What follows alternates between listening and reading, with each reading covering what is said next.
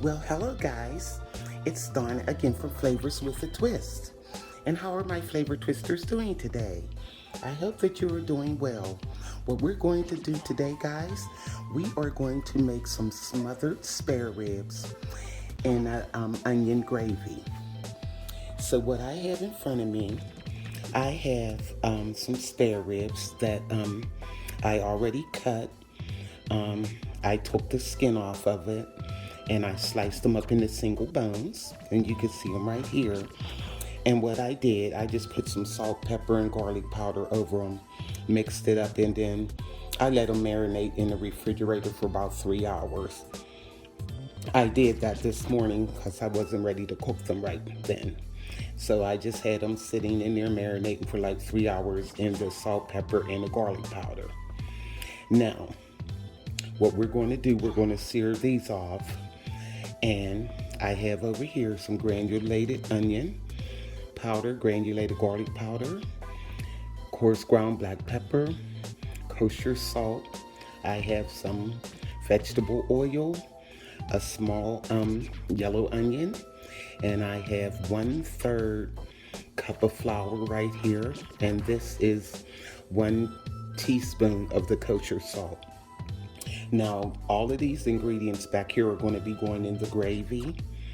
So I only got a teaspoon of the kosher salt, but I'll taste it to see if I need to add more, because you don't want to make your gravy salty.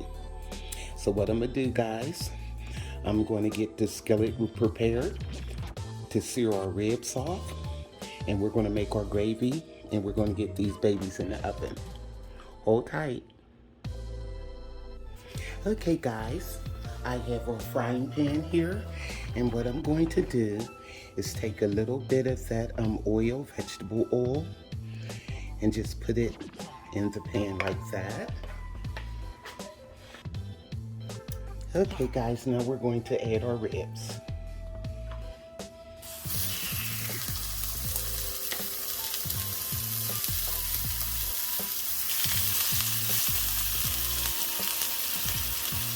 Okay, just put them in like so.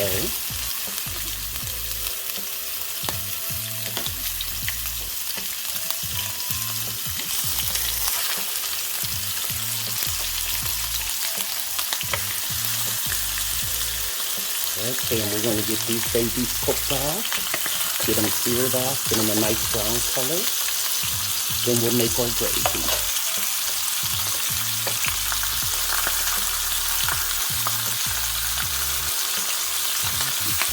Here. I use this skillet, guys, because it's nice and wide, and it'll hold all of these ribs better than the round skillet would. That's why I have this here electric skillet. This is my go-to skillet when I want to cook something that has a nice amount. Okay, that's a little empty. So what I'm going to do is brown these off. Okay, guys, they have been going for about 5 minutes. And what I'm going to do is turn them over on the other side and let them go about 5 minutes on that side. And I'll turn them up on the sides also. So this is about maybe a 15 to 20 minute process. Okay, I'm going to finish flipping these.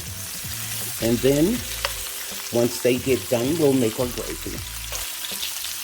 And this process is just to brown the ribs a little bit and to render off some of that fat. So that way we'll have some good drippings to make our gravy.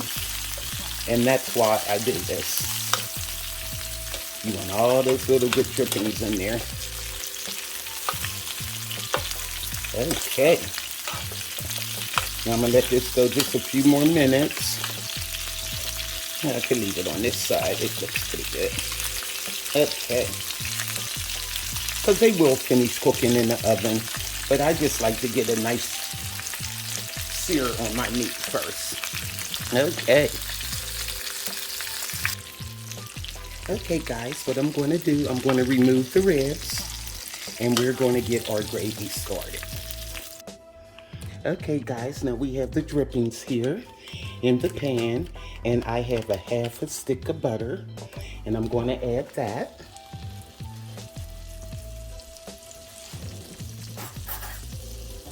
We just want to get this melted off. And then we can add our flour.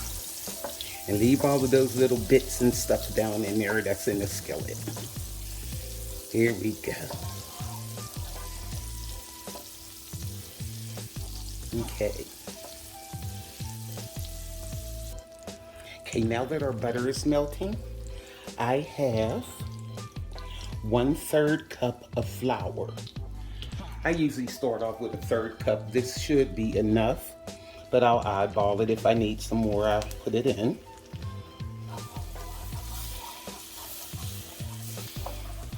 Here you go. And you want to whisk that in really well. Okay. Here we go.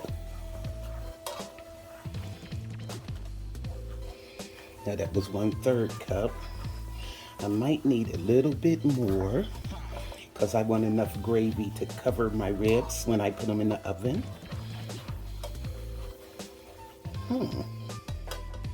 Let me see here. Just a little bit more, guys. Hold on. Maybe about another tablespoon. There we go. I think that should do it.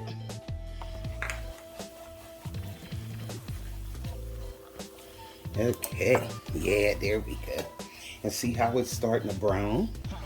You want to cook that off so it will start browning, because you don't want a floury taste to it. Now what I'm going to do now, while that's browning off, I am going to add the teaspoon of garlic powder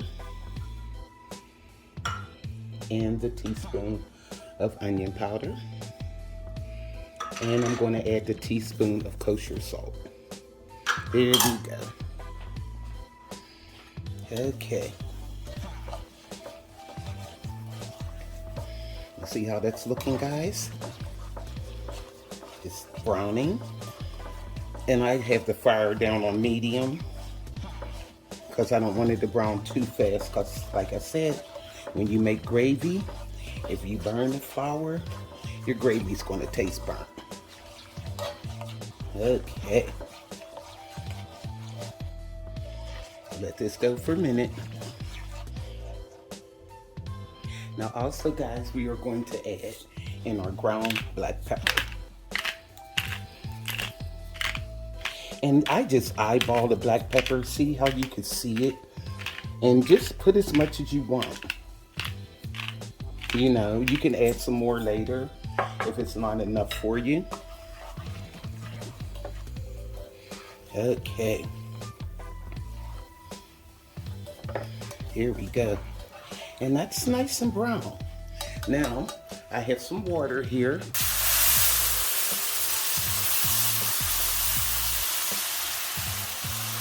But most of the time I use water. Now, if I'm making something beef, I'll use beef broth. If I'm doing chicken, I'll use chicken broth. But I don't like putting beef broth and chicken broth when I do pork. So I'd rather use the water. I mean, it's to each his own.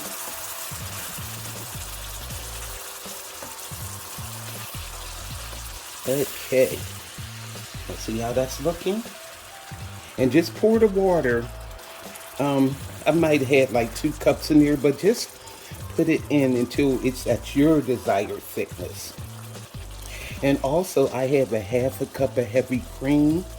I like putting heavy cream in my gravy because that keeps it nice and creamy. Because sometimes when you just use water broth and it gets cold, it gets really stiff. And the heavy cream helps from it doing that. Doesn't that look good, guys?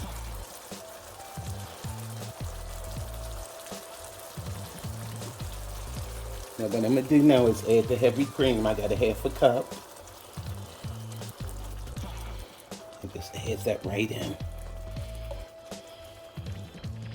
And let that go for about a minute, and I can see the thickness of it. Oh guys, that looks so good. Okay, let that finish cooking and we'll see how it looks. Okay guys, look at it here. Now, what I think I'm going to do is add just a little bit more water. Here we go. That's about a 1/4 cup. But like I said, when it comes to this, it's hard to be exact on the measurements because you have to go to now, you can use the same amount of flour I used, or you can use more, you can use less. It all depends on how much gravy you want to make. Now, that yellow onion, I'm gonna pour that right in. Get that in there. That's looking good. And I'm going to taste this to see the salt level and the pepper levels in this. Okay. Let me get a spoon so I can taste it. Okay. Let me see. Yum. This looks good. Look at this, guys. Look at the consistency of that gravy. That's what I'm talking about. Let me taste it.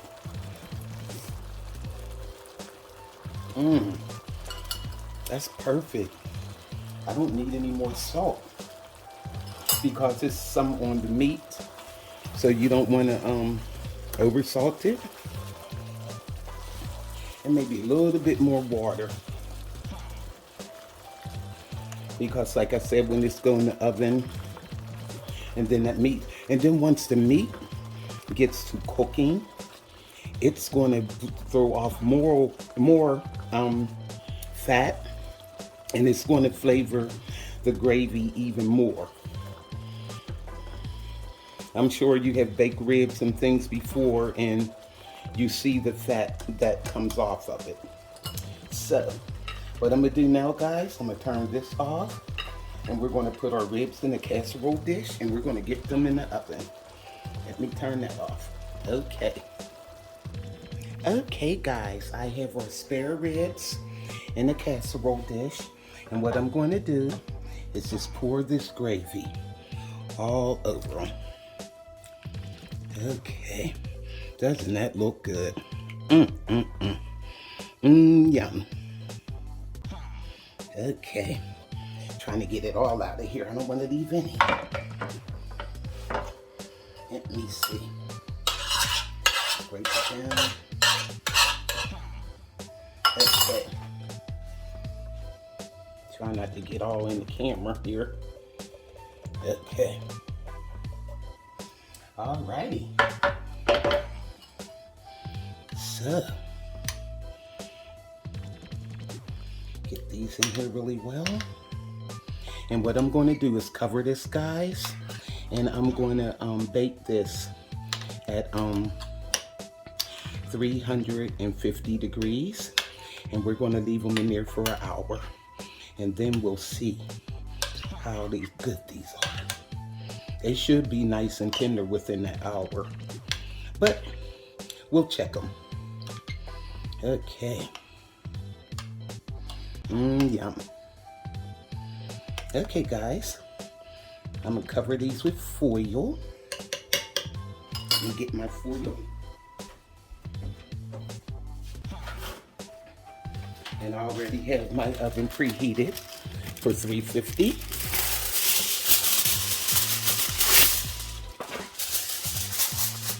Okay. All right, guys. I'm gonna put this in the oven, 350 degrees for 1 hour. See you in an hour. I could get everything cleaned up here. Okay, guys, I am back. I left our ribs in there exactly 1 hour and 45 minutes. I did a test on them at 1 hour.